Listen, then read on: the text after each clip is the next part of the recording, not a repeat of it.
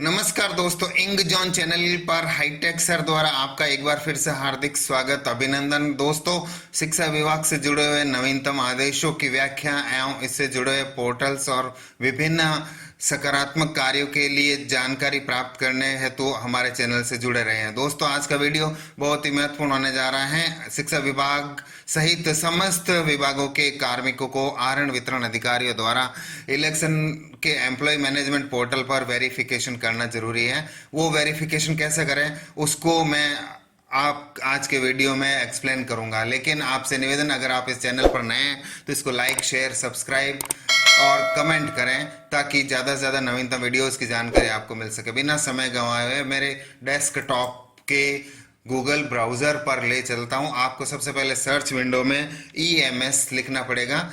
EMS search window employ management system Rajasthan लिखना पड़ेगा। यहाँ पर जो पहला ही सर्च ऑप्शन आता है दोस्तों, इसमें साइट का नाम IP एड्रेस के द्वारा आ रहा है 103.203.136.40। इस साइट को आप ओपन करेंगे तो इसका एम्प्लॉय मैनेजमेंट राजस्थान इलेक्शन की साइट आ जाएगी। यहाँ आपको ऑफिस के अंदर ही सेलेक्ट या लॉगिन करना है। यूजर नेम में आपको अपना DDO का जो ऑफिस आईडी है वो डालना। ध्यान रहे, इसमें ट्रेजरी का कोड आगे जो पे मैनेजर की आईडी है उसके इकाई दही के दोनों अंक हटाकर उसके बाद शुद्ध ऑफिस आईडी ही वहां पे डालें। और बाय डिफॉल्ट पासवर्ड आपको बताना चाहूंगा, या बताए होंगे 1 2 3 रहता है। फर्स्ट लॉगिन पर आप इसको लॉगिन करेंगे तो आपके आईडी पासवर्ड आपको रीसेट करने पड़ेंगे, नए डिफॉल्ट पासवर्ड को बदलने पड़ेंगे। तो मैंने डिफॉल्ट लॉगिन करके इसका डिफॉल्ट पासवर्ड बदल दिया था। अब डिफॉल्ट पासवर्ड बदलने के बाद इसमें जो कैप्चा दे रखे हैं उसको आपको इंसर्ट करना है। कैप्चा इंसर्ट करने के बाद जैसे ही आप लॉगिन पर क्लिक करेंगे तो आप यहाँ लॉगिन हो पाएंगे। तो आपका जैसे ये होम पेज आ गया है, ये इस होम पेज पर आपको बताना चाहूँगा डैशबोर्ड में यहाँ एम्प्लॉयज़ आपके ऑफिस के अंतर्गत कितने एम्प्लॉयज़ उसकी संख्या आएगी, आपने कितनों का वेरिफिकेशन कर दिया है, उनकी पेंडिंग कितना है, वहाँ पूरे पेंडिंग है, कंप्लीट जीरो है, फ्रीज मैंने अभी इसके डेटा किए नहीं। यहाँ पर उन एम्प्लॉयज़ की संख्या होगी जो आप बाहर के किसी अन्य DDO से अपने यहाँ स्थानांतरित करेंगे। यहाँ पर उन एम्प्लॉयज़ की संख्या होगी जिनको आप बाहर यहाँ से आउट करेंगे, और कितने मेल है कितने फीमेल हैं, गजेटेड नॉन गजेटेड कितने हैं, BLOs कितने हैं। अभी इनको मैंने फ्रीज नहीं किया इसलिए ये सारे डेटाज अभी शून्य बता रहे हैं। ये मेरे ऑफिस का डिटेल यहाँ पर है। यहाँ सबसे पहले अपन को ऑफिस अपडेट करना पड़ता है। ऑफिस अपडेट करने के लिए आपको बताना चाहूँगा कि आपका जो ऑफिस है वर्तमान उसकी सारी डिटेल यहाँ आई हुई है। आप इसको कोई चेंज करना है, सामान्यतः ये पे मैनेजर से ली हुई है इसलिए बाय डिफ़ॉल्ट ये सही रहती है। फिर भी कोई बदलाव करना चाहे तो आप बदलाव करके आप उसको सबमिट कर दें। जब ऑफिस अपडेटेड सक्सेसफुली का पॉपअप आ जाए उसके बाद आपके सामने यह स्कूल मैपिंग या आपके ऑफिस या आपके PO के अधीन कौन कौन से स्कूल्स हैं उसकी लिस्टिंग आएगी। इस ऑफिस ये सेकंड टाइम ऑप्शन खुलेगा स्कूल मैपिंग का। जब ऑफिस एक बार आप अपडेट कर देंगे तो स्कूल मैपिंग का ऑप्शन यहाँ खुल जाएगा। सबसे फर्स्ट लॉगिन पर स्कूल मैपिंग का ऑप्शन आपके यहाँ पर नहीं रहेगा। आपको बताना चाहूँगा कि यहाँ अवर DDO मैप्ड स्कूल, वर्तमान में आपके ऑफिस में कौन कौन सी मैप्ड स्कूल है उसको अगर मैं क्लिक करूँ तो अभी यहाँ मेरे यहाँ 2 स्कूल्स मैप हैं। अगर इसमें से कोई स्कूल ये मेरे यहाँ नहीं है, गलत मैप से हो रही तो मैं उसको यहाँ अनमैप कर सकता हूँ। और दूसरी है मैपिंग लॉक्ड, इसमें है ऑफिस नॉट मैप्ड। अगर कोई स्कूल जो आपको यहाँ लानी है उसको यहाँ आप ऑफिस नॉट मैप्ड पर क्लिक करेंगे और यहाँ सर्च में उसके पासवर्ड डालकर आप उसको सर्च करके अपने यहाँ ले सकते हैं। तो ऐसे ही एक मेरे अधीन एक स्कूल है जिसको मुझे मैप इन करनी है, तो मैं उसके वो NIC कोड डाल देता हूँ। NIC कोड डाल के सर्च करता हूँ तो वो स्कूल यहाँ 0 एंट्री शो करता है। यहाँ वो नहीं बोल रही हैं। तो अगर वो इसमें नहीं बोल रही है तो फिर वो मैप्ड स्कूल में बोल सकती है। इसके नीचे ही office mapped other DDO code, यहाँ पर मैं इसको अगर सर्च करूँ और यहाँ पर इसके कोड डालूँ तो ये स्कूल मुझे यहाँ मिल जानी चाहिए। ये देखिए ये स्कूल यहाँ मिल चुकी है मुझे। इस स्कूल को मैं अपने यहाँ पर मैप्ड इन मुझे करना है। तो इसको मैं यहाँ DDO कोड, इसके ऑफिस ID इसकी ये और DDO कोड ये दोनों हैं। ये NIC कोड साला दर्पण के हैं इसलिए इसकी।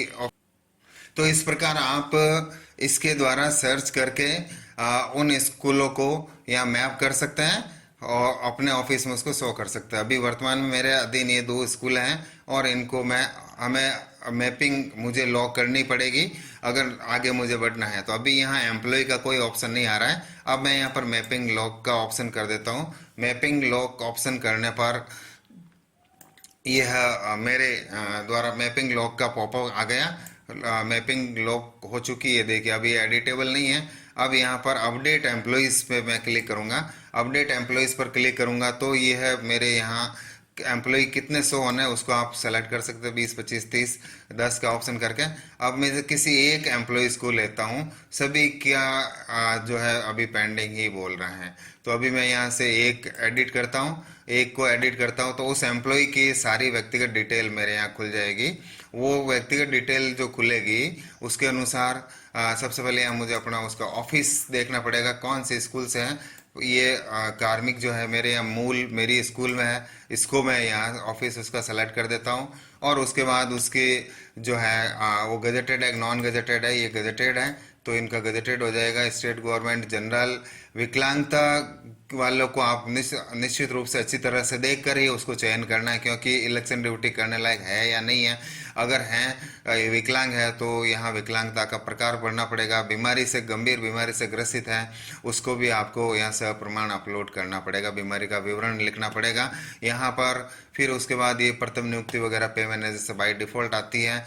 काम जो आपको करना बता दूं यहाँ पर, उसके एपिक नंबर यहाँ डालने पड़ेंगे, उसकी भाग संख्या, खुद का कौन सा एपिक का भाग संख्या कौन सी है, क्रम संख्या कौन सी है, ये दोनों वोटर क्रमांक और पार्ट नंबर, और एपिक का जिला कौन सा है वो आपको सेलेक्ट करना पड़ेगा। उसकी एपिक की विधानसभा का है वो सेलेक्ट करना पड़ेगा। और अभी स्थायी निवास अभी जहाँ कर रहे हैं, या अगर वो बीएलओ है तो किस भाग का बीएलओ है आपको ये सेलेक्ट करना पड़ेगा। बीएलओ का जिला, विधानसभा, पार्ट नंबर सारा करना पड़ेगा। अगर वो होमगार्ड है तो उसको होमगार्ड सेलेक्ट करेंगे ताकि उसी के अकॉर्डिंग उसको नियुक्ति दी जा सके। दोस्तों आपको बताना चाहूँगा कि यहाँ वेतन से संबंधित जानकारियाँ बाई डिफ़ॉल्ट आती है। ज़्यादा से ज़्यादा आपका मूल वेतन वो भी वैसे जुलाई के वेतन से यहाँ लिया गया है। और आप कमेंट निल करके आप इसको जो है सबमिट कर सकते हैं। आप इसको सबमिट करेंगे तो यहाँ पर जो है एम्प्लॉई सक्सेसफुली का पॉपअप आ जाएगा और वो एम्प्लॉय यहाँ पर मैप हो जाएगा। इस तरह से एक एक करके आपको सारे एम्प्लॉयज़ को जो है उनकी डिटेल आपको यहाँ से वेरीफाई करनी है, दोनों ही ऑफिसेज में, चाहे आपके ऑफिस में है, चाहे तो आपके सेकेंड स्कूल में है, चाहे तीसरी स्कूल में है, उन सबको आपको यहाँ सारे एम्प्लॉयज़ को एक एक करके वेरीफाई करना है। अब इसमें से एक एम्प्लॉय जो किसी दूसरे ऑफिस में मैप है तो उसको कैसे सर्च करें। जो आपके यहाँ उसकी डेपुटेशन कह दो, उपस्थिति आपके यहाँ देता है तो उस एम्प्लॉय को ट्रांसफ़र इन करना है। भले ही आप उसका वेतन नहीं बना रहे हैं, वेतन अन्य जगह से उठ रहा है, अन्य मद से उठ रहा है, सीबीओ से उठ रहा है, पीडी हेड के कार्मिक है, या स्थायी रूप से बाहर डेपुटेशन पे है, तो भी आपके यहाँ अगर वो उपस्थिति दे रहे हैं तो उस एम्प्लॉय को ट्रांसफ़र इन करना है। ट्रांसफ़र इन कैसे करें उसके लिए मैं आपको बताना चाहूँगा कि पहले आपको उस एम्प्लॉय की एनआईसी आईडी बतानी पड़ेगी। एनआईसी आईडी से मेरा आशय है इसका पोर्टल का आशय है पे मैनेजर वाली एनआईसी आईडी, जो सामान्यतः हमें ध्यान नहीं रहती है, साला दर्पण वाली एनआईसी आईडी नहीं है। तो आपको यहाँ डैशबोर्ड पर जो सबसे ऊपर ये सर्च का ऑप्शन है, इस सर्च के ऑप्शन पर आपको क्लिक करना पड़ेगा। इस सर्च के ऑप्शन पर क्लिक करेंगे तो फिर आपके सामने या तो एम्प्लॉय आईडी जो आरजे जो उससे आप सर्च कर सकते हैं, आप चाहे तो नेम से सर्च कर सकते हैं, आप चाहे तो मोबाइल से सर्च कर सकते हैं। जैसे मैं यहाँ मोबाइल डालता हूँ किसी का तो आप उसको सर्च कर सकते हैं और उसको सर्च करके यहाँ पर ट्रांसफ़र इन कर सकते हैं। ये मोबाइल नंबर डाला मैंने, इसको सर्च किया तो ये कार्मिक यहाँ पे आ गया। ये कार्मिक की जो सबसे पहला है ये एनआईसी आईडी, इसको आपको कॉपी करना है या इसको नोट करना है। इसी एनआईसी आईडी के द्वारा हम उस कार्मिक को अपने यहाँ ट्रांसफ़र इन कर पाएंगे। तो इसकी जो एनआईसी आईडी है उसको मैं यहाँ अब ट्रांसफ़र इन में जाकर ट्रांसफ़र करूँगा। ट्रांसफ़र इन में जाकर इसकी एनआईसी आईडी के अकॉर्डिंग मैं इसको ट्रांसफ़र कर सकता हूँ। इसकी एनआईसी आईडी आप नोट कर सकते हैं, नोट करके फिर इसको अपन ट्रांसफ़र इन करेंगे। तो ट्रांसफ़र इन पर मैं क्लिक कर देता हूँ ट्रांसफर इन पर क्लिक करने के लिए ये ट्रांसफर इन क्लिक कर दिया। अब यहाँ पर उसकी एनआईसी आईडी डाल दी। एनआईसी आईडी डालकर मैं इसको सर्च करता हूँ तो ये कार्मिक यहाँ पर नीचे आ चुका है। इस कार्मिक को आप यहाँ ऐड के ऑप्शन पर क्लिक करेंगे तो यह आपके यहाँ ऐड हो जाएगा। इस ऐड पर नीचे बॉटम पर आप जाएंगे तो उसको वो यहाँ पर ऐड हो सकता है आपके यहाँ पर। चूंकि ये एम्प्लॉय किसी दूसरी जगह लॉक हो चुका है इसलिए अब इसको अपन ऐड नहीं कर सकते हैं। तो आप अगर ये दूसरी जगह लॉक नहीं होता तो यहाँ पे ये ऐड हो चुका होता। ये था ट्रांसफर इन का। इसी तरीके से एम्प्लॉय आउट जो आपके यहाँ पर कोई कार्मिक है, ये सब कार्मिक आपके यहाँ पर ही है। उसमें से आप किसी कार्मिक को आउट कर सकते हैं। सपोज मुझे ये 5 नंबर क्रमांक के कार्मिक को आउट करना है तो इसको आप ये मेरे यहाँ मैं केवल वेतन बन रहा है, ड्यूटी कहीं दूसरी जगह दे रहा है तो इसका हमें यहाँ से ट्रांसफर आउट करना पड़ेगा। ताकि इसका सीधा सा आशय है कि इलेक्शन ड्यूटी का जो ऑर्डर है वो तामील होने उसके जहाँ कार्य ग्रहण अभी जहाँ विद्यालय है ऑफिस है वहाँ पर उसको ऑर्डर तामील हो जाए, रिसीव हो जाए, इसलिए इसका रहता है। तो इस एम्प्लॉय को मैं ट्रांसफ़र आउट कर सकता हूँ। मैं इसको अगर ट्रांसफ़र आउट करना चाहूँ तो ये transfer employ transfer select employ transfer, तो मैं इसको ट्रांसफ़र क्लिक करूँगा तो ये एम्प्लॉय यहाँ से ट्रांसफ़र आउट हो जाएगा। तो इस तरह से आप एम्प्लॉयज़ को ट्रांसफ़र इन और आउट कर सकते हैं। जो हमारे यहाँ वास्तव में फिजिकली काम करें उनको अपने यहाँ ट्रांसफ़र इन करके, और जो अपने यहाँ काम नहीं करे उसको ट्रांसफ़र आउट करके उन सब के डेटा आपको वेरीफाई करने हैं। और फिर अंत में नीचे ऑप्शन आएगा लॉक एम्प्लॉय डेटा, इस पर आप क्लिक करेंगे। चूंकि अभी यहाँ मेरे 16 पेंडिंग बोल रहे हैं, एक भी कंप्लीट नहीं है, इसलिए एम्प्लॉय लॉक का ऑप्शन अभी यहाँ नहीं आएगा। एम्प्लॉय डेटा लॉक जब यहाँ पेंडेंसी 0 आ जाएगी और कंप्लीशन 16 आ जाएगा तब मैं यहाँ लॉक करने की स्थिति में रहूँगा, इसको मैं लॉक कर सकूँगा। इसको लॉक करने के बाद सक्सेसफुली लॉक आ जाएगा और होम पेज पे भी इसके डैशबोर्ड पर भी जो है यहाँ फ्रिज का डेट और टाइमिंग आ जाएगा। इसको आप यहाँ पर फ्रिज कर पाएंगे और अंत में आप इसकी रिपोर्ट भी नीचे से यहाँ निकाल सकते हैं। अपने कार्मिकों की रिपोर्ट आप चाहे तो यहाँ से बाहर प्रिंट आउट निकाल के हार्ड कॉपी में आपको उसको जमा कराना है। मैं बताना चाहूँगा कि लॉक करने के बाद ये स्क्रीन कैसे दिखेगी, एक लॉगिन करके मैं आपको बताता हूँ। इसमें आपको जो है